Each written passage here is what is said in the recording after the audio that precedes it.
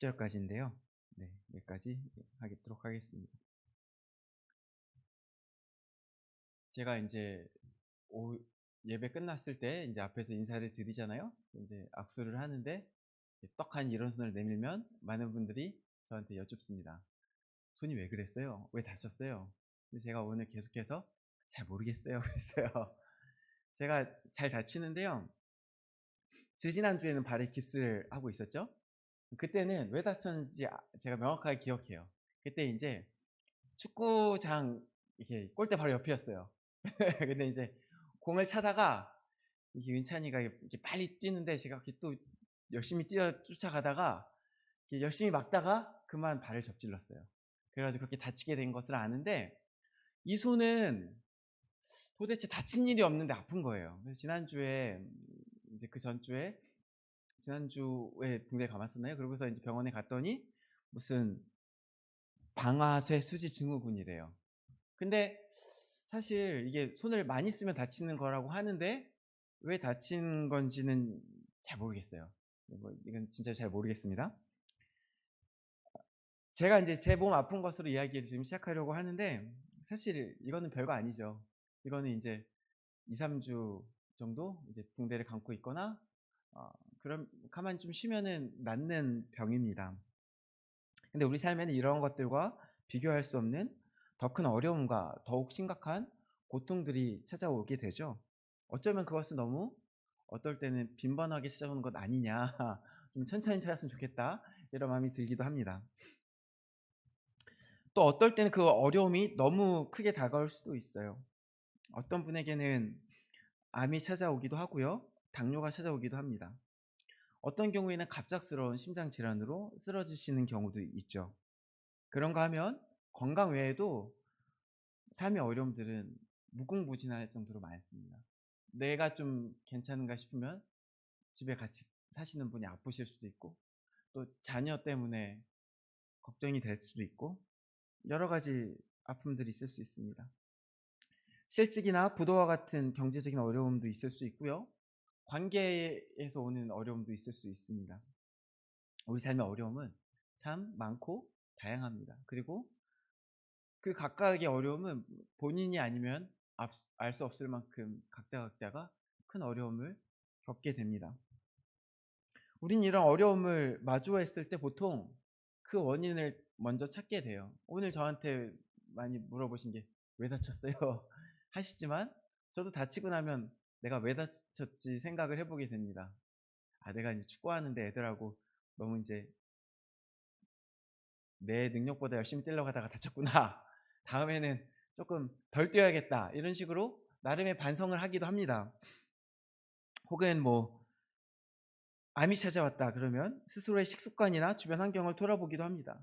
내가 뭘 많이 먹는데 이게 발암 물질은 아닌지, 혹은 내 환경 가운데 내 몸에 유해한 것들이 있는 것은 아닌지, 내 삶에 어떤 스트레스가 너무 많은 것은 아닌지 돌아보기도 합니다.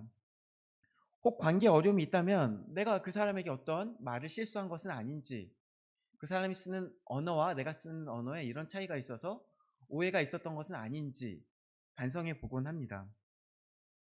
그런데 제가 이 손목이 왜 아픈지 알 수 없다고 말씀드렸던 것처럼 어떤 것들은 그 이유를 알기가 어려운 경우가 있어요. 뭐 발 다쳤을 때는 주로 이제 제가 접질르거나 까이거나 뭐 그래서 다쳤는데 얘는 그런 격이 없거든요. 아무리 생각해 봐도 이유를 내가 알기 어렵거나 혹은 알아도 그 이유를 내가 해결하기 어려운 경우들도 있어요.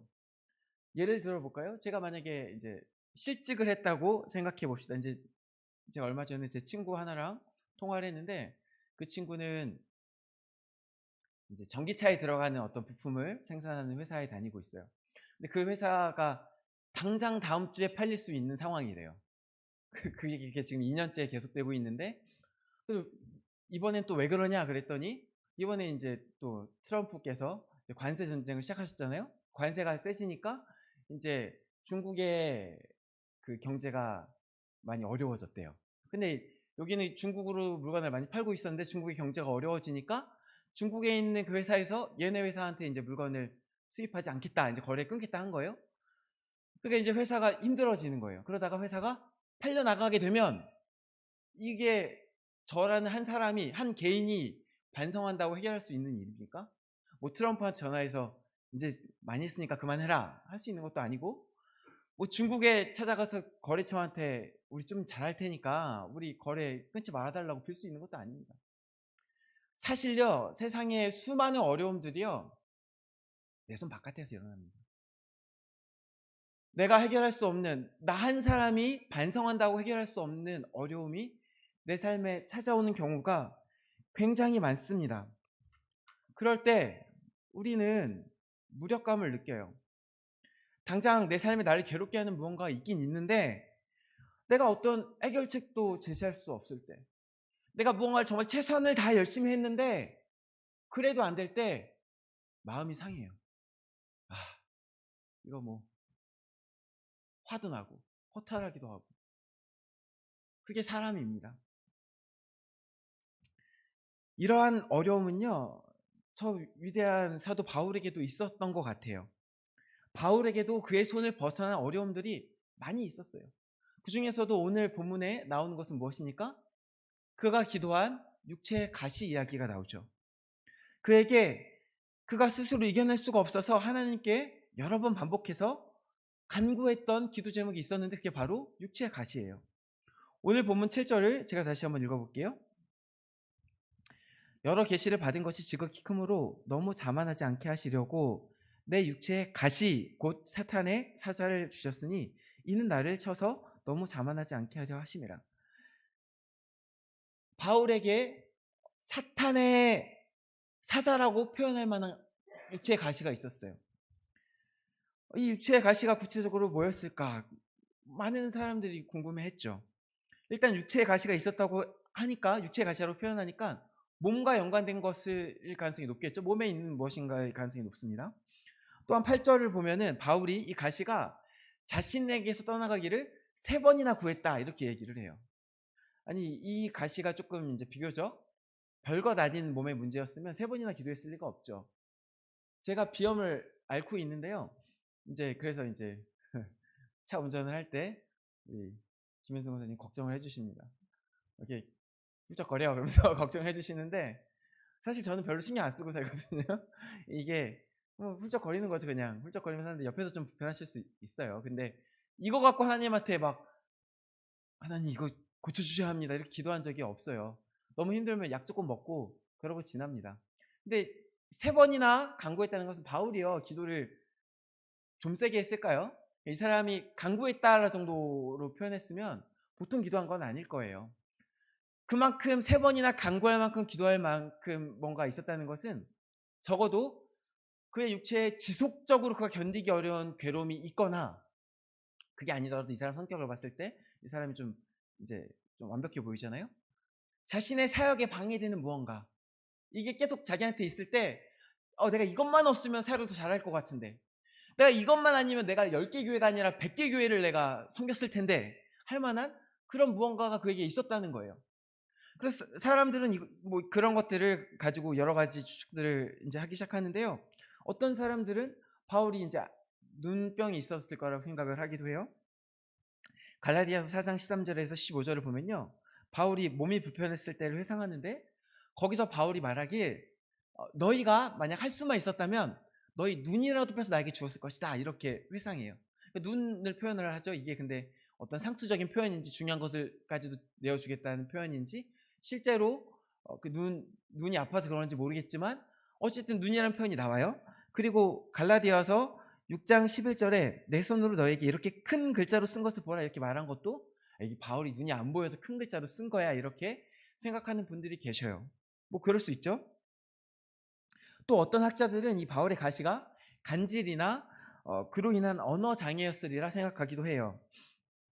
그 이유는요, 고린도 후서에 보면은 이 바울을 향한 공격이 되게 많이 들어와요. 그 중에서 10장 10절에 보면은 사람들이 바울을 가지고 뭐라 그러냐, 그 사람 글로는 되게 힘 있는데 막상 만나보면 별거 아니야, 말도 못하고, 이렇게 막 비판합니다. 그리고 고린도 후서 11장 6절에도 바울이 스스로 말하기를 내가 비록 말에는 부족하나 이렇게 인정하는 것처럼 보이기도 해요. 그래서 만약 이 가시가 바울의 가시가 이 언어에 관련된 거라는 거죠. 근데 그래서 만약에 이 가시가 바울의 언어에 관련된 것이었다면 이제 육체의 가시였잖아요. 그러니까 이게 단순히 말을 좀 못해, 말 좀 더듬어 이 정도가 아니라 어떤 장애를 입어서 장애의 후유증으로 어떤 언어 장애를 가지는 정도의 어려움을 갖고 있었던 것은 아니냐 이렇게 생각하기도 합니다. 그 외에도 바울의 가시가 무엇이냐에 대한 의견은 분분해요. 왜 분분할까요? 사실 아무도 몰라서 그렇죠. 성경에 명확하게 쓰여 있지가 않아요. 그래서 이제 의견들이 분분한데 어쨌든 중요한 것은 그거예요. 이것이 그의 육체에 있는 것 같고 이것이 그에게 계속해서 괴로움을 주거나 그래서 그를 괴롭히는데 그게 육체를 괴롭히거나 그의 사역을 방해하거나 하는 어떤 심각한 수준의 것이었을 것이라는 거예요. 그러니까 바울이 계속해서 하나님께 간구했다는 겁니다. 그럼에도 불구하고 하나님께서는 이 바울의 간구에 어떻게 응답하십니까? 하나님이 바울의 가시를 해결해 주시지 않으십니다. 아니 바울이 기도만 하면 귀신도 쫓아내고 앉은 자가 일어나고 심지어 죽은 자도 살아나는 거 아닙니까? 아니 바울이 가기만 하면 병든 자들이 다 낫는데 자기 몸은요. 이게 육체라 그랬으니까 몸이라고 표현하겠습니다. 자기 몸에 있는 어려움 해결하지 못하면 뭐 종이 제 머리 못 깎는 그런 이야기인가요? 아니에요. 사실 이것은 굉장히 중요한 통찰을 우리에게 한 가지 제공하는데 그게 뭐냐? 바울이 아무리 놀라운 이적을 많이 행하였어도 놀라운 능력을 행하였어도 그거는 결국 하나님이 하신 거라는 거예요. 이거 굉장히 중요한 이야기입니다. 바울이 죽은 자를 일으켰습니까? 아니에요. 하나님이 하신 거죠. 바울이 귀신을 쫓아냈나요? 예수님의 이름이 쫓아낸 거죠. 바울은 거기 사용된 거예요. 하나님이 원하셨기 때문에 그렇게 된 거예요. 바울이 원한 게 아니라 바울이 구한 걸 하나님께서 오케이 하시니까 된 거예요. 근데 이 일에 관하여서는 바울이 구하였는데 하나님이 아니야 그러니까 안 된 거예요. 굉장히 중요한 이야기예요. 우리가 하는 모든 사역이 우리가 하는 모든 일들이 결국 하나님으로부터 온다는 것이 굉장히 중요한 이야기입니다. 결정은 누가 합니까? 하나님이 결정하십니다. 하나님이 결정하는 거고 바울도 베드로도 그 어떤 사도도 심지어 이 땅에서는 예수님조차도 자신의 뜻을 하나님의 뜻보다 위에 두지 않으셨어요. 예수님 뭐라고 기도하셨어요? 이 잔을 내게서 옮기기를 구하면서도 하나님의 뜻대로 하시는 그렇게 기도했잖아요. 결정하시는 것은 하나님이십니다. 그렇게 볼 때 바울이 스스로 가시를 해결하지 못하는 이유는 간단해요. 하나님 보시기에 이 가시가 없는 것보다 있는 게 낫다는 거예요. 이상하죠. 바울은 괴로웠어요. 이게. 그래서 3번이나 구할 정도로 그에게 어려움을 주는 무언가였어요. 그의 사역이 이것만 아니면 더 해결될 수 있을 것 같은 그 무언가였어요. 근데 하나님 보시기엔 그렇지 않았다는 거예요. 그래야 하나님께서는 3번이나 간구한 바울에게 이렇게 분명하게 말씀하세요. 9절 말씀인데요. 나에게 이르시기를 내 은혜가 내게 족하도다. 이는 내 능력이 약한 데서 온전하여짐이라 하신지라. 그러므로 도리어 크게 기뻐함으로 나의 여러 약한 것들에 대하여 자랑하리니 이는 그리스도의 능력이 내게 머물게 하려 함이라. 무슨 말입니까? 바울이 가시라고 생각한 것, 그의 삶에 괴로움밖에 안 된 것, 그의 사역에 방해밖에 안 된 그것이 도리어 그의 사역을 온전하게 하는 하나님의 능력을 드러내는 무언가였다는 것이에요. 그것이 하나님의 말씀이었어요. 이 말씀을 들은 바울은요 기뻐합니다. 그 전까지는 괴로웠겠죠. 괴로웠으니까 하나님께 구했겠죠. 근데 이 말씀을 듣고서 바울이 이제 크게 기뻐해요. 그리고 그 이후로부터 이제는 자신의 약함을 자랑하기 시작해요. 왜냐하면 그 연약한 가운데 그리스도의 능력이 머물기 때문이에요. 그런데 이 바울이 자랑하기 시작한 연약함은요, 지금 육체의 가시 이야기를 하면서 이야기가 나왔지만 육체의 가시 이야기만은 아니에요. 먼저 10절에 뭐라고 나오냐? 그러므로 내가 그리스도를 위하여 약한 것들과 능욕과 궁핍과 박해와 곤고를 기뻐하노니 이는 내가 약한 그때 강함이라.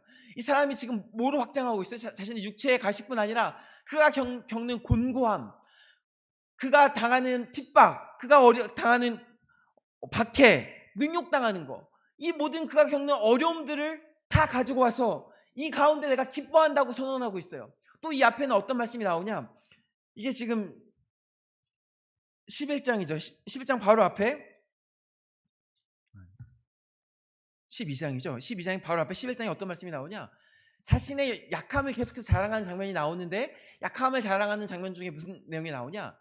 자신이 다메섹에서 도망하였을 때 이야기예요. 다메섹에서 바울이 왜 도망하였습니까? 그가 힘이 없고 능력이 없어서 사람들에게 쫓겨 도망간 거 아닙니까? 어떻게 보면 수치스러웠던 일 아닙니까? 그가 힘이 없음, 그가 능력 없음을 보여준 사건 아닙니까? 근데 그 사건까지도 같이 가져오는 거예요. 그 약함으로. 왜요?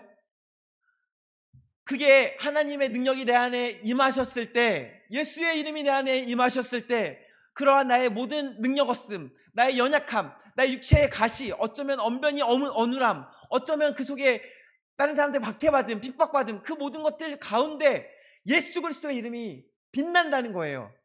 바울이 그 음성을 듣고서는 아, 그랬구나 하고서 이제 기뻐하기 시작합니다.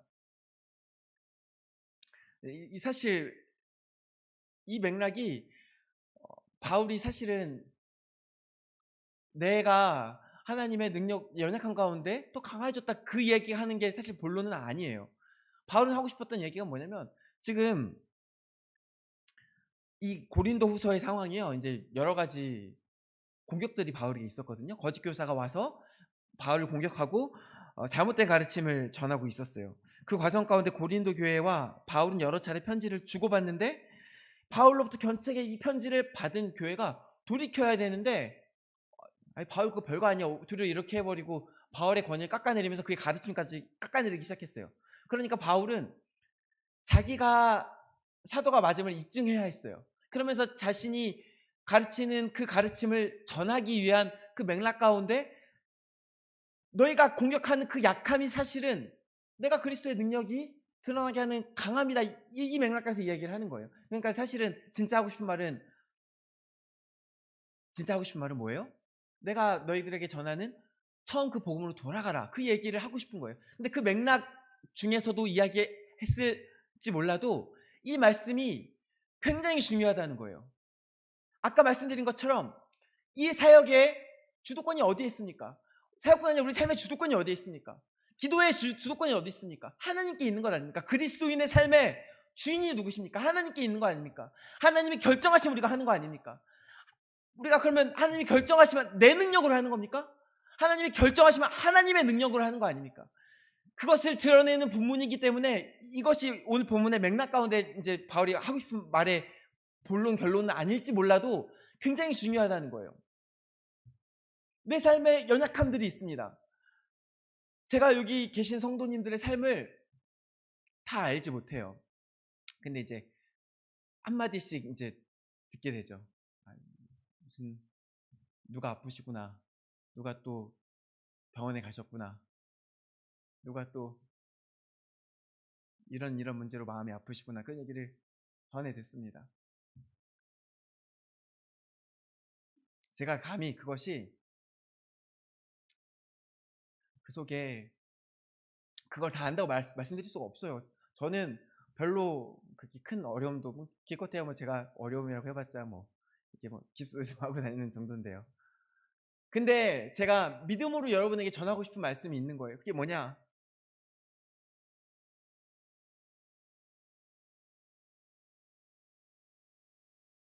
연약함 가운데 그리스도께서 온전하여 주실 것입니다. 여러분의 삶에 온갖 연약함이 있습니다. 그것은 능력 없음일 수도 있고요, 고난일 수도 있어요. 누군가 내 뒤통수 칠 수도 있습니다. 누군가 나를 또 속여먹을 수 있어요. 돈이 없을 수 있어요. 빚더미에 앉아 있을 수도 있어요. 내 사랑하는 사람이 너무 아플 수도 있어요. 내 사랑하는 사람이 예수님을 몰라서 세상에서 고생할 수 있어요. 그 모든 아픔과 어려움 속에서, 아니 바울도 처음에 그게 기쁘지 않았을 거라니까요.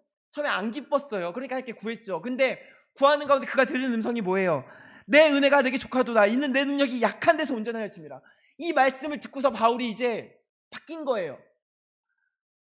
제가 여러분의 아픔을 어떻게 알겠습니까? 그러나 제가 믿는 것은 이것이 하나님의 말씀이라는 것을 믿는 거예요. 이것이 오늘 이 자리에 앉은 우리 모두의 말씀인 걸 믿는 거예요. 우리 삶에 아픔이 없을 수 없어요. 어려움이 있죠. 부족함이 있죠. 제 삶에도 부족함 저는 이제 주로 능력의 부족함들을 많이 가지고 이제 생각을 하는데, 주중에 이제 센터에서 이제 애들이랑 같이 있다 보면 애들한테 승질 되게 많이 내거든요. 집에서도 이제 승질 많이 내고 아내랑도 싸우죠. 그럴 때 이제 제 본성이 드러나죠. 악한 본성이 드러나죠. 여름 수련회를 같이 했잖아요, 몇 번. 다른 교회 목사님들을 보게 돼요. 그럼 비교하게 됩니다. 아우, 저 목사님 찬양 너무 잘하시네. 아우, 저 목사님 말씀 전하는데 아주 힘이 있으시네. 나는 맨날 말도 너무 빠르고 말하면 더듬는 것 같고 이제 부족한 것들이 보입니다. 그러면 이제 하나님한테 능력 달라고 기도하고 싶죠. 근데요, 제가 믿는 것은 이것이 우리를 향한 말씀이라는 거예요. 내 은혜가 내게 족하도다. 이는 내 능력이 약한 데서 온전하여집니다. 우리 삶에 능력이 없을 수 있어요. 아픔이 있을 수 있어요. 여러 가지 삶의 고난이 찾아올 수 있어요. 바울처럼요. 그 바울에게도 어려움들이 있었는데, 그리고 그가 힘들어했는데, 그가 이 말씀을 만나고 나서 그가 그 모든 어려움이 기쁨으로 뒤집어졌어요. 그를 괴롭게 하던 삶의 가시 한 조각이 자랑이 되었어요. 내가 예수 그리스도의 흔적을 가졌다. 내가 내 몸에 이 모든 어려움들을 다 당한 것 아니냐. 나 예수 그리스도의 제자다. 내 삶의 어려움으로 인해 예수 그리스도가 드러난다. 내가 예수 그리스도의 고난에 참여하였다. 바울의 자랑이 저와 우리들의 자랑이 되길 간절히 원합니다. 하나님의 말씀을 믿으실 때에, 이 말씀을 믿으실 때에 우리 삶에 있는 온갖 가시들, 우리 아프게 하는 가시들, 찌르는 가시들이 예수 그리스도의 능력이 될 줄 믿습니다. 함께 기도하시겠습니다. 참 좋으신 하나님 감사합니다. 우리에게 연약함을 허락하시고 연약함 가운데 예수 그리스도를 허락하셔서 우리 안에 품을 수 없는 그 위대한 이름을 품을 수 있게 하시고 우리 안에 드러날 수 없는 그 귀한 빛이 우리 가운데 드러나게 하시니 감사합니다. 연약함 가운데 온전하게 하시는 아버지 하나님의 은혜가 우리 삼보교회 가운데 충만하게 하여 주시옵소서. 감사드리며 예수 그리스도 이름으로 기도드립니다. 아멘.